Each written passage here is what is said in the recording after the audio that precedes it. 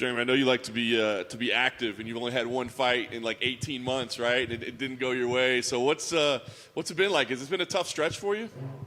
No.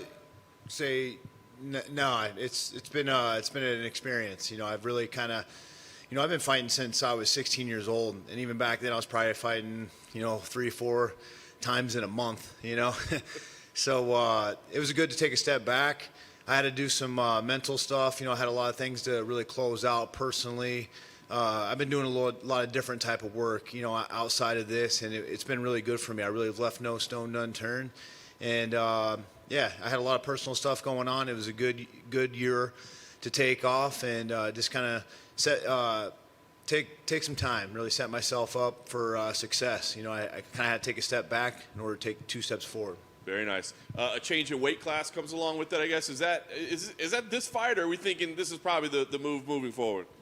I'm up for whatever. I'd like to come back up at 55. I'm not a spring chicken no more. So the weight cuts definitely get a little bit harder as I go on. Cutting 35 pounds and dry heaving to that Aldo fight. It wasn't even a liver shot. I was kind of like, and, nothing was coming up, and the abdominals were all tight, and it was just doing a lot more damage than it was. And then I took a step back and was like, hey, I think in 55 is really good. And my coach was, he said really something that stuck with me. He's like, why put stress where stress doesn't need to be? I have a lot of skill. I have a lot of experience. I just posted today, I'm like one of the nastiest knockout artists of all time, so the power's there. Nothing changes. It's adding a little bit more flavor here at 55. So I'm excited to come back here and put on a show for you guys. Very nice. Obviously it's been a frustrating stretch with the results, but like you said, here you are, you're in a co-main event. I think that shows what the organization thinks of you. Do you take pride in that, knowing that, okay, I haven't had the wins lately, but they know I'm going to go out there and put on a show? Hell yeah. It's not about the show tonight or come Saturday night. It's all about the win. Win, no matter what, and having my hand raised. I don't like going out there and be one of those performance guys. Oh, I still put on a fucking show. I got a family to feed, bro. I'm not making top dollar like I should be. I'm not making these red panty nights, and I'm moving up a division because I want these exciting fights. I want these matchups. Fuck a belt. I'm looking to fight like a Nate Diaz, a Conor McGregor, and calf kick him and clear the fuck out of here as well. So I'm looking to get paid and laid, pro. So that's why I'm here. Nice. Talk about the matchup with Drakkar. Did you know much about him coming in? What do you think about him as a fighter? He's a cool guy. I met him at the fighter resort like a long time ago. We had a few beers together, and he was a cool guy. He's really, really respectful. He seems like a powerhouse, seems like a younger, sloppier version of me. And he's a powerhouse, so I'm looking to go in there and have an exciting fight and put it on. I don't mean to ruin your thoughts on him, but he was here earlier, and he was like, I think Jeremy's done, to be honest with you. He's like, he's not evolving as a fighter. Does that change your – first, you like the guy now. Does that maybe change things a little bit? Nah, that's his opinion. He's entitled to his opinion, and, he's going to respect what I bring to him come Saturday night, and we'll see if his opinion changes. You can ask him that exact question and the opposite when he's laying on his back.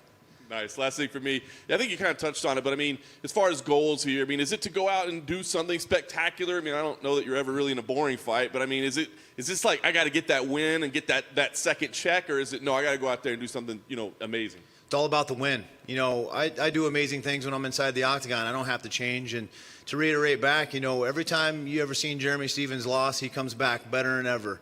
I fought in guys that he hasn't even fought in top 10. I'm fighting guys like Cater, Beast, Jose Aldo. Look at the list who I fucking fought before you go and judge me. And then look at my performances, even so. They speak for themselves.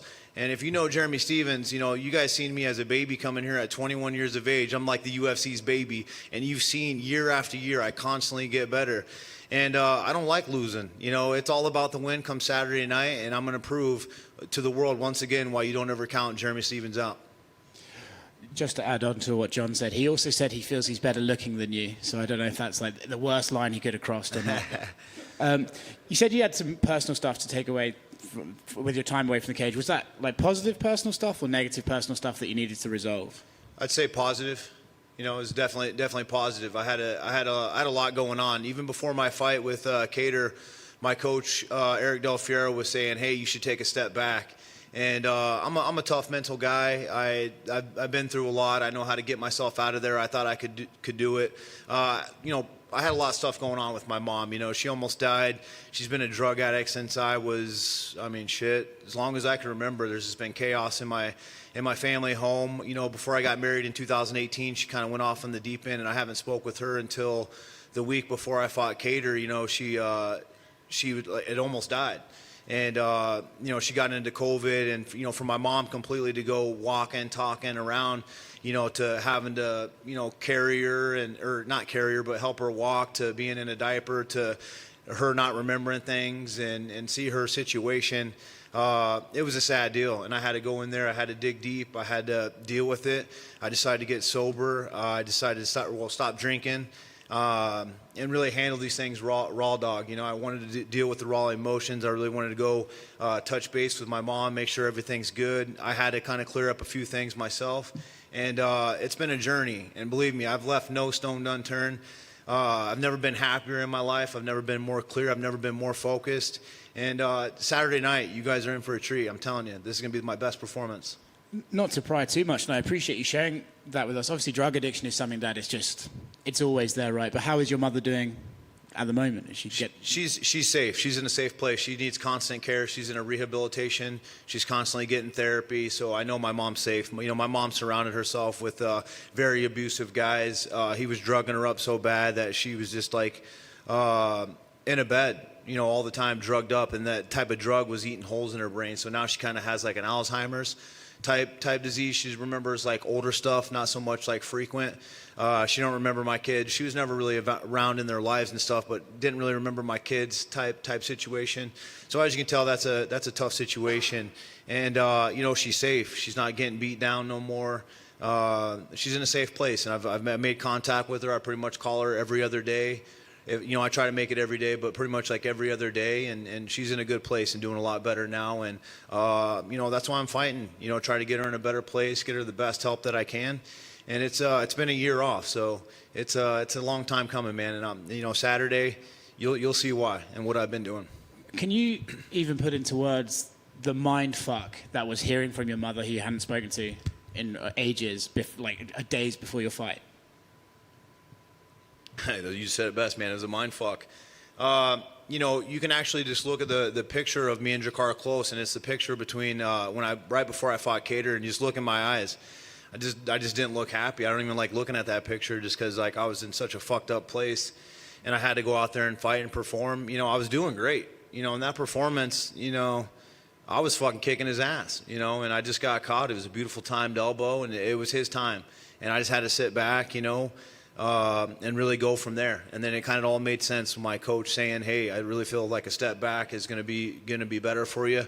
I didn't fucking listen, and I paid the price, but I went back and really have been doing a lot of work, and I feel good. I'm happy. I'm inspired, and there's no amount of pain that any man can inflict on me that I haven't dealt with, having to deal with going back and seeing your mom like that. So yeah, for real, man. You mentioned you quit drinking. How's that been?